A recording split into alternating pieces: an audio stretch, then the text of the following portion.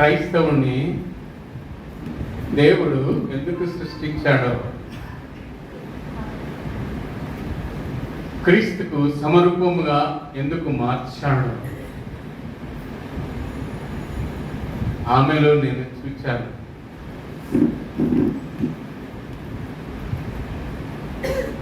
చిన్న కుమారుడు వలె నశించిపోయి పాపములో దుర్వ్యాపారంతో నరకానికి పాత్రుడనైన నన్ను,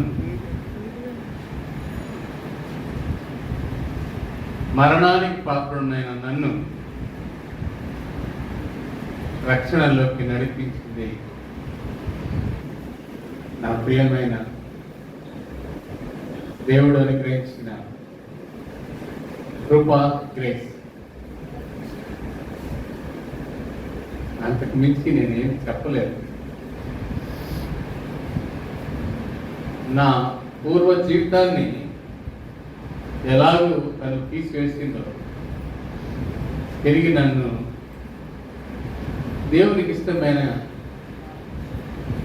బొమ్మగా మార్చిన, చాలా భయంకరమైన పరిస్థితుల్లో తాగి ఎక్కడో పడిపోయి ఎవరిని పడితే వాడిని కొట్టి, ఎవరిని పడితే వాడిని తిట్టి, నానా విధంగా ఉండే పరిస్థితిలో ఉన్న నా బ్రతుకును క్రీస్తుని చూపించి ఆయన రక్షణలోకి నడిపించి, నేను ఎన్నడూ ఊహించని ఆంధ్ర బాప్టిస్ట్ సంఘానికి ప్రెసిడెంట్గా ఆస్టర్ గారు చేసే, నేను బీడీఎస్ చేయించడానికి తను నన్ను నడిపించింది. తర్వాత బీడీ చేయమని తను ప్రోత్సహించింది. ఆ తర్వాత తను బీడీఎస్ చేసింది. నన్ను ఎన్నడూ నాకు ఇది కావాలని ఎన్నడూ అటు తన జీతం ₹1,00,000 జీతం తీసుకుంటూ కూడాను నార్మల్ స్లిప్పర్స్ లాంటి చెప్పులు వేసుకొని నడిచేది. కామన్ లేడీ, పనికి వెళ్ళే స్త్రీలు ఆ బట్టలు వేసుకొని తన డ్యూటీకి వెళ్ళే ఆడంబరం అనేది ఎన్నడూ నేను చూడలేదు. నాకు ఈ వస్తువు కావాలని ఎన్నడూ అడిగి ఉండలేదు. ఆఖరిలో తను, అయ్యా నేను నా ఈ గాజు తీసేస్తాను, నా మెడలో తీసేస్తాను, నీకేమన్నా అభ్యంతరమా అని అడిగింది.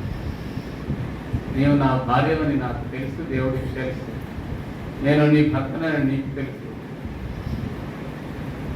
అవి గుర్తని నేను అడగను, అవి నాకు సంబంధించినవి కాదని నువ్వు అనుకుని తీసేస్తే నాకే సంబంధం లేదు, నీకు ఇష్టం లేదు, నాకు మాత్రం ఇష్టం ఎందుకని అన్నప్పుడు దేవుడు తీసేయమంటున్నాడు అని చెప్పేసి తీసివేసి వెళ్ళాలి.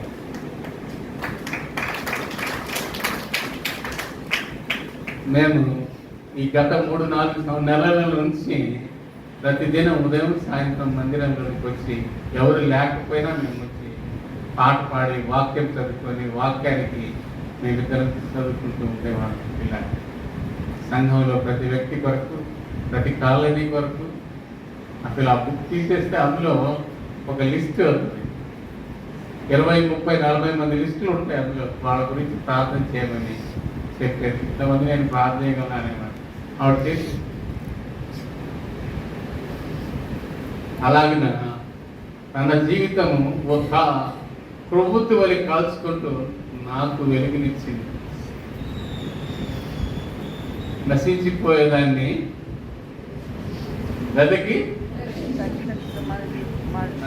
ప్రియులను దేవుడు కన్నాడు. నశించిపోయే నన్ను రక్షణలోకి నడిపింది.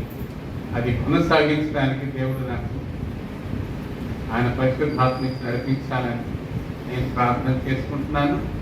మీరు కూడా ప్రార్థన చేయమని మనవి చేస్తున్నాను. నాకు అవకాశం ఇచ్చిన అధ్యక్షులకు వందనాలు తెలుపుతున్నాను.